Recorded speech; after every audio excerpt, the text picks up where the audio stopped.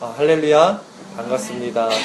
오늘 오붓하게 모였는데 적은 수가 모였지만 우리 말씀을 잘 들으면서 예배에 집중했으면 좋겠어요. 지난 시간 먼저 말씀을 정리해 드릴게요. 죄사함의 권능, 예수님의 많은 기적 행사 중에서 죄사함에 대한 이야기를 했어요. 우리 삶에 많은 문제들이 일어나요. 끊임없이. 그 문제들이 일어나는 근본적인 원인은 뭐였냐면 죄 때문에 그래요. 인간의 죄 때문에 여러 가지 그런 문제들이 발생되는 거예요. 우리 삶 가운데서. 그래서 근본적인 죄 문제 해결 없이는 인생이 평안하지가 않죠. 항상 문제의 연속이 있죠. 그래서 수도꼭지 얘기했죠. 수도꼭지에 물이 막 콸콸콸 흐르는데 대야로 그거를 갖다 바켓으로 품으면 뭐예요? 계속 물이 흐르는데 수도꼭지를 잠가야 돼. 근본적인 죄 문제 해결이 있어야 된다. 그래서 이 죄 문제 해결을 위해서 예수님이 이 땅에 오신 거예요. 그러면 우리가 죄사함 받기 위해서는 먼저 말씀, 예수님이 말씀이시죠. 말씀이신 예수님 앞에 나와야 돼. 그리고 그분의 빛을 받아야 된다 그랬어요. 빛이 와야지 어둠이 드러난다 그랬죠. 기억하죠? 빛과 어둠은 공존할 수 없다. 그러니까 오늘도 그 빛된 말씀을 잘 들어야 돼. 이게 중요한 거예요. 자, 오늘은 마태를 부르시다라는 제목으로 설교를 할 거예요. 사람들이요, 하나님을 찾게 될 때가 언제일까? 죽게 생겼을 때, 아주 위험한 일 닥쳤을 때, 고난이 닥칠 때, 그럼 누구나 다 하나님을 찾아요. 그만큼 인간은 연약한 존재라는 거예요. 이렇게 손가락 하나로 코를 이렇게 막고 1분 있으면 사람은 죽죠. 사람의 생명이 코에 있잖아요. 그만큼 연약한 존재예요. 이사야 2장 22절 보면 너희는 인생을 의지하지 말라. 그의 호흡은 코에 있나니 새말 가치가 어디 있느냐. 그러니까 우리는 먼저 내가 연약한 존재구나. 이거 인정해야 돼요. 내가 연약한 존재고 하나님의 도움이 필요한 존재구나. 이거를 알아야 돼요. 하나님 없이 살 것처럼 그러면 안 돼요, 여러분. 그러니까 환자가 자기가 병에 걸렸다는 걸 알아야지 치료를 받잖아요. 우리도 내가 죄인인 것을 알아야지 하나님의 은혜를 받을 수가 있어요. 저희 아빠가 평생 병원을 안 다니던 사람이에요. 나는 건강해 이런 사람 있잖아요. 내 몸은 내가 알아. 근데 이번에 병원에서 진단을 받았어요. 수술을 해야 된다고. 그러니까 아주 순종하게 되더라고. 우리 아빠가 지금 강건한 사람도 진단을 받으면 순종하는 거야. 병원에 쫄쫄쫄 따라다니는 거야. 우리도 내가 죄인인 것을 알아야지 은혜를 받을 수 있는 거야.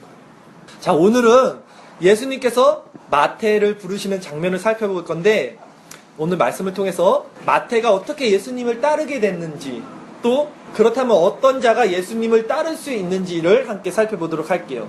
오늘 우리가 함께 읽은 마태복음 9장 9절에서 13절 말씀을 간단하게 요약하면 다음과 같아요.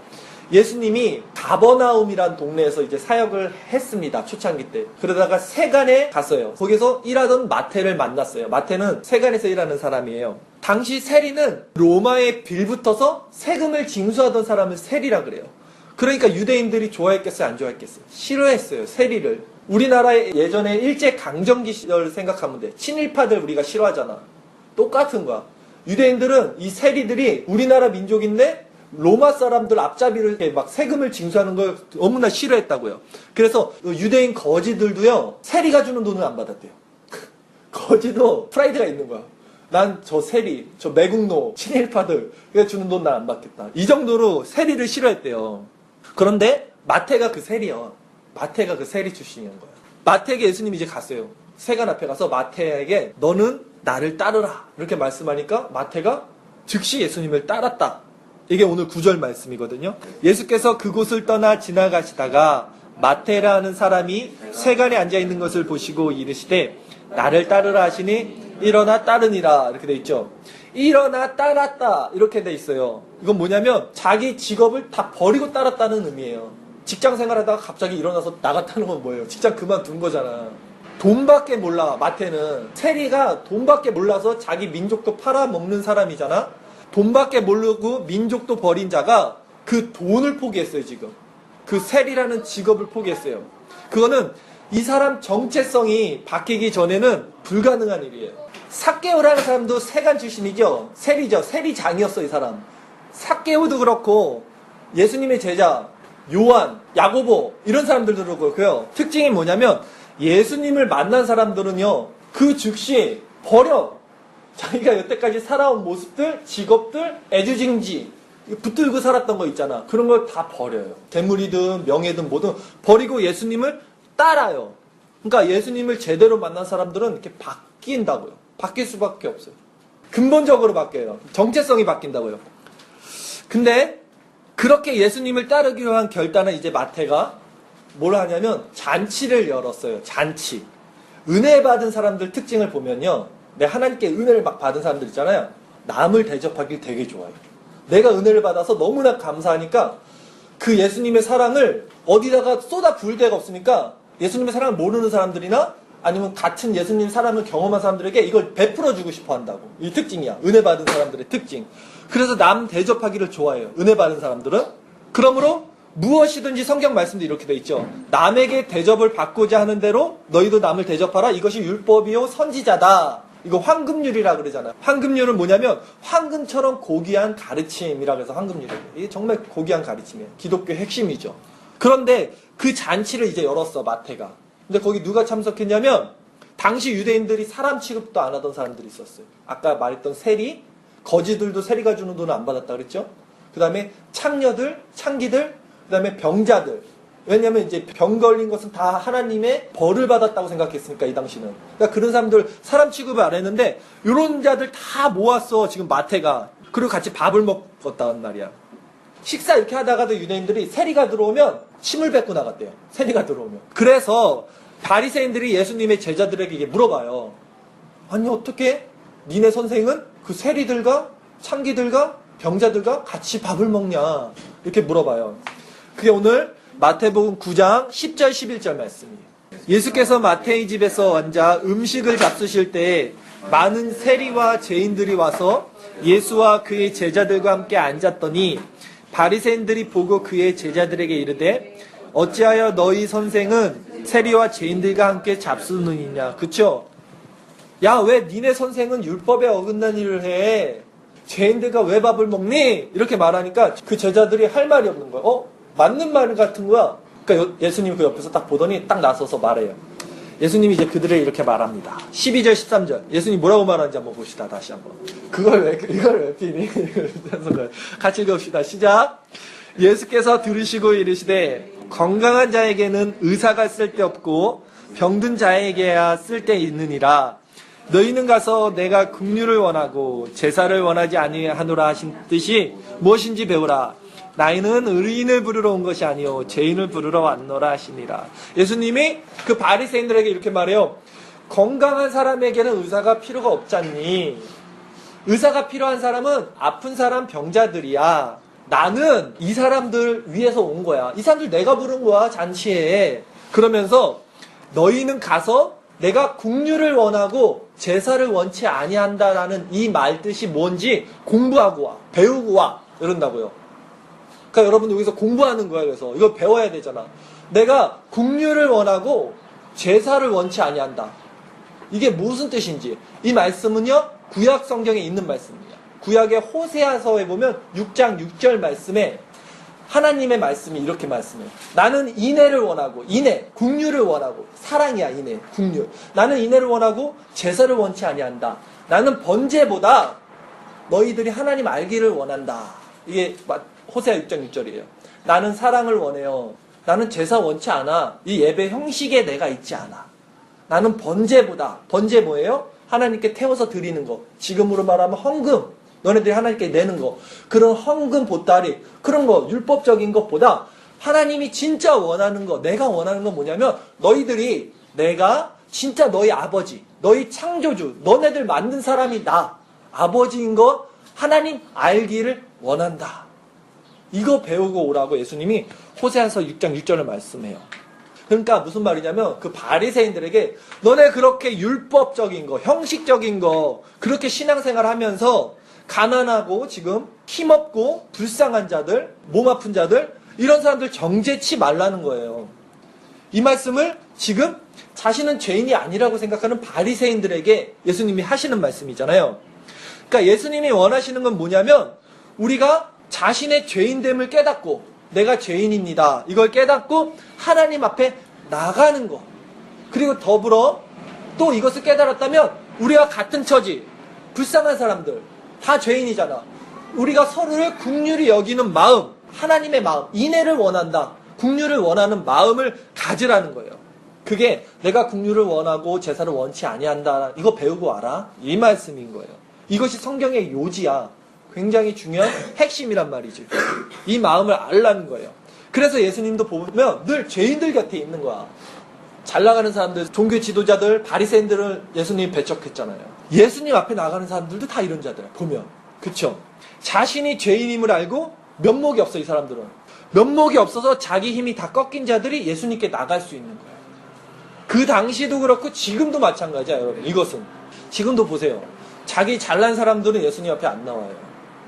교회는 나올 수 있어요. 바리새인들처럼 하나님을 믿어도 예수님께는 안 나간다니까요. 예배를 드려도 진짜 마음속으로 예수님을 사모하는 마음은 없는 거죠.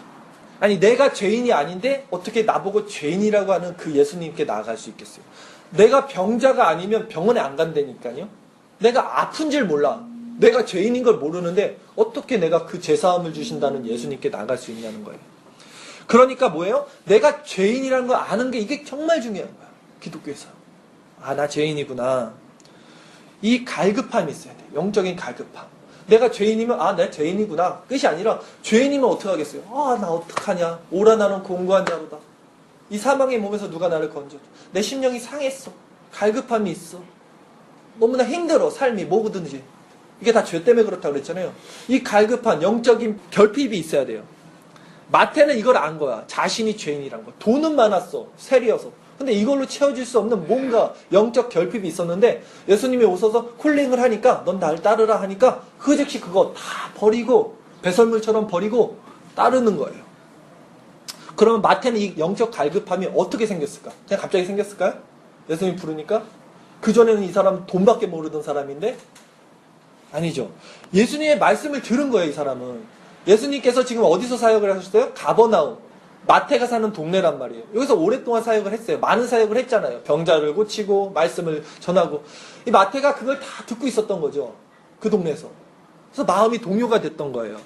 그 예수님이 자기를 찾아오니까 순간 모든 것이 확 변해버린 거죠.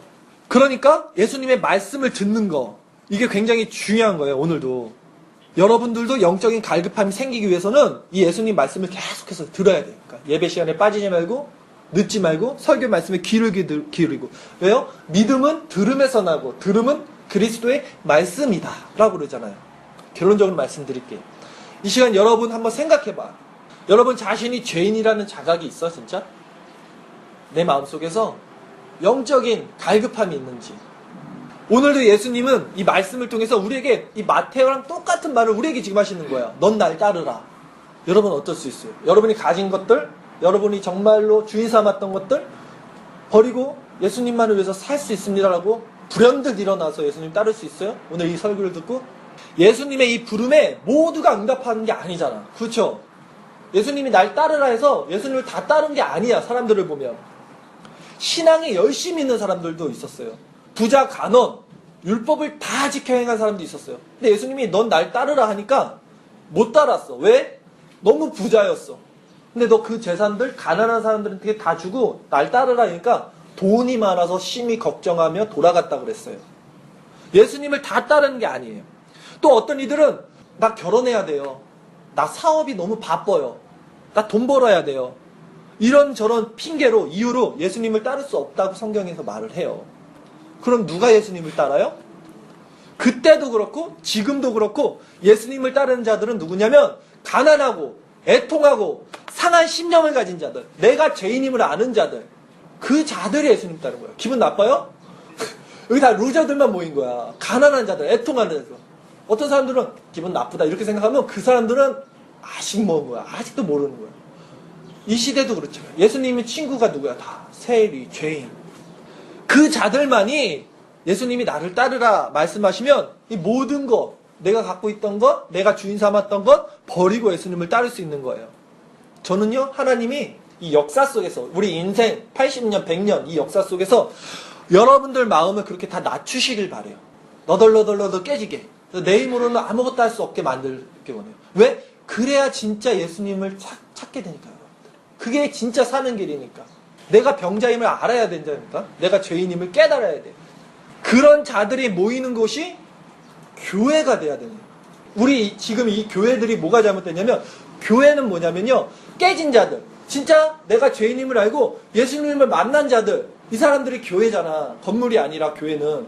이 사람들이 한 명이 있는데 한 명이 또 나타났어. 거기가 교회가 되는 거거든. 사람이 먼저야. 근데 지금 날 교회는 뭐냐면, 교회를 세워. 여긴 교회다. 그럼 여기로 다 불러들여. 아무나 다. 여기서 말씀을 배우면 돼. 여기서 배우면 믿음이 자라는 거야. 이렇게 가르치거든요. 아니야. 성경적인 교회는 그게 아니라, 먼저 내가 하나님을 만났어. 예수님을 만났어. 근데 이 사람 보니까 이 사람도 만났네? 아유, 반가워요. 하고 같이 기도를 하는 거야. 이게 교회가 되는 거야. 이 사람들이 이렇게 모이니까 어떻게 해? 건물도 필요하겠지. 그래서 건물도 짓게 되고. 이렇게 가는 게 순서인데, 바뀐 거야, 지금. 그러니까 교회만 져놓고, 진짜 예수님을 만나지 못한 사람들을 다 앉혀놓으니까, 이게 교회가 되겠어요, 안 되겠어요? 이게 뭐가 되겠어요? 여러분들은 아직 어리니까 괜찮아. 여긴 교회 학교잖아, 아직은. 그러니까 여러분 말씀을 배워야 되는 입장이니까 오는 건 맞는데, 진짜 교회라는 것은 어떤 의미인지 말씀을 잘 기억해야 돼요. 자, 정말 내가 애통한 마음이 있는지 한번 우리 기도하면서 하나님께 나갈 텐데, 우리 마음을 한번 살펴보세요. 지금 여러분 마음을. 내 안에 정말 애통하고 상한 마음이 있는지, 주님을 향한 갈급함이 있는지, 파스칼이 말했듯이 하나님 외에는 내 안에 채울 수 없는 어떤 공간이 있는지, 아니면 여전히 형식적인 신앙이기는 아닌지. 오늘 예수님이 말씀하셨습니다. 나는 긍휼을 원하고 제사를 원치 아니한다. 이 시간 기도할 때 내가 형식적으로 신앙생활을 하지 않게 해주시고 내 마음에 애통함이 있게 해주세요. 예수님을 향한 가난한 마음, 상한 마음이 있게 해주세요. 이런 마음 하나님 주시옵소서. 예수님이 나를 부르실 때, 그래서 나도 예수님을 따라갈 수 있습니다. 담담하게 일어날 수 있는 그런 믿음 주시옵소서. 도와주세요, 예수님. 시간 기도하며 나가겠습니다. 함께 기도하겠습니다.